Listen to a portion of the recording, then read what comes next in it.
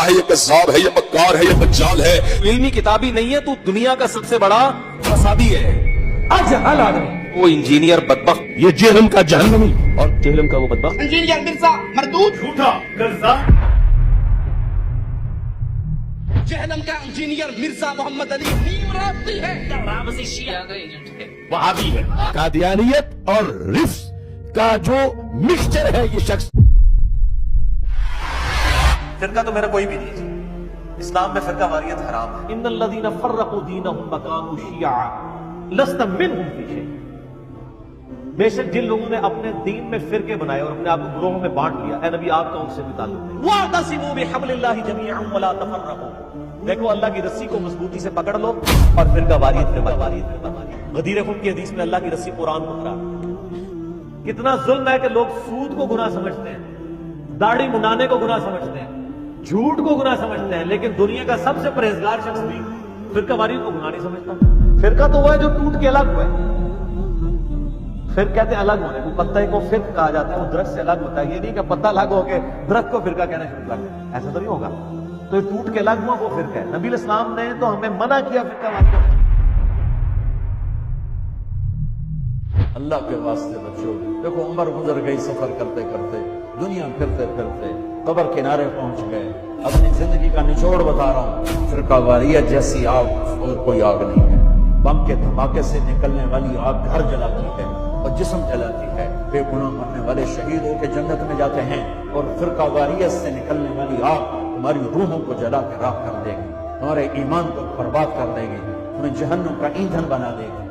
میری نسل ہو، میرے جگر ہو، میں تمہیں گمراہی پہ، میں اپنے آپ کے لیے گمراہی کا طلبگار نہیں، تمہارے لیے بھی طلبگار، اور اس سے بڑی گمراہی کوئی نہیں کہ تم فرقہ واریت کی آگ میں جل کر متنفر ہو کر ایک دوسرے پر کفر تک پہنچا دو۔ ایک دوسرے اللہ کے واسطے ایسا نہ کرو، اپنے نبی کی تعلیمات کو ایسے داغ داغ مت کرو۔ اللہ کے واسطے میرے عزیزو، جو تمہیں فرقوں میں بانٹے، جو تمہاری پہچان فرقوں سے کروائے، اس کے قریب نہ جاؤ۔ امت بنو، امت بنو۔ تو امت وہ ہے ان لوگوں کا مجموعہ جن کا مقصد ہے۔ آج ہم کہتے ہیں امت مسلمہ، امت مسلمہ، کہاں ہے امت مسلمہ؟ کتنے جھگڑے، کتنے اختلافات، کتنے چکر چل رہے ہیں۔ There is no Muslim Ummah present at this time۔ کوئی مسلم امت موجود نہیں ہے۔ تو یہ دوسرا نقطہ ہے، واعتصموا بحبل اللہ جميعا ولا تفرقوا۔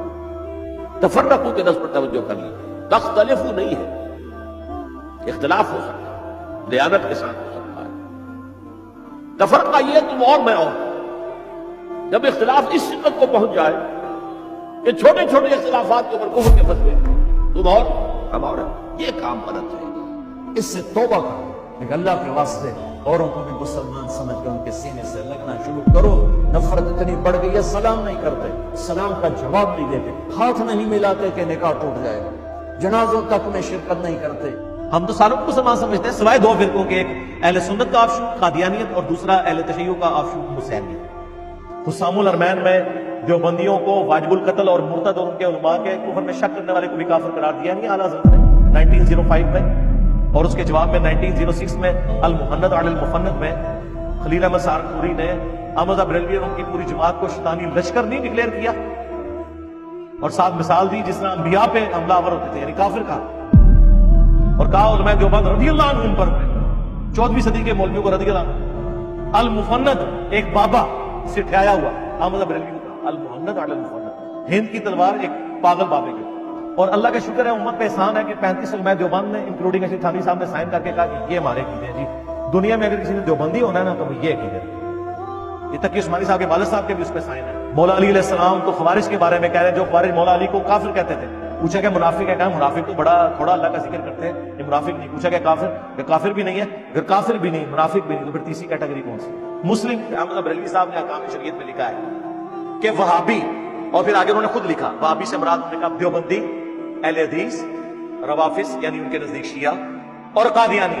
1 لاکھ دفعہ بھی اللہ کا نام لے ذبیحہ مردار اور حرام ہی رہے گا، البتہ یہود و نصارہ کا ذبیحہ حلال ہے۔ ان کو یہود و نصارہ سے بدتر کہہ دیا، قادیانیوں کی صف میں لا کے کھڑا کر دیا، اور لکھا یہ مرتد ہے، یہ بھی لکھا، یعنی واجب القتل۔ اور ملفوظات اعلیٰ حضرت کی پہلی جلد جو انہوں نے خود پڑھی ہے، ان کے بیٹے نے جمع کی ہے، مصطفیٰ رضا خان نوری نے، جس کی نعت ہے تو شمع رسالت ہے عالم تیرا پروانہ، اس میں انہوں نے لکھا ہے کہ وہابیوں کی نہ نماز نماز ہے، نہ جماعت جماعت ہے، پوچھا گیا مسجد تو کہا کفار کی مساجد مثل گھر کے ہیں، کافر کا لفظ کافر کا، اذان انہوں نے کہا اذان بھی ان کی باطل ہے، اس میں نماز و جماعت باطل ہے۔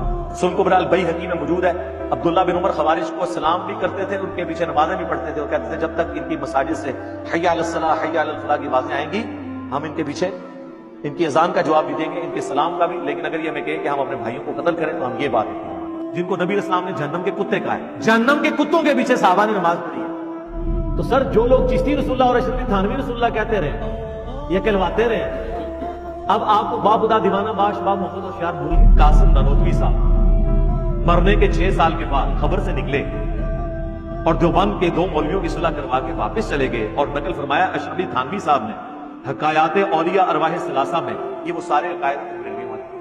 اب ان عقائد کا دفاع کراچی والا مفتی کیسے کرے آ کے؟ اس کی اپنی عوام بھی اس کو مارے۔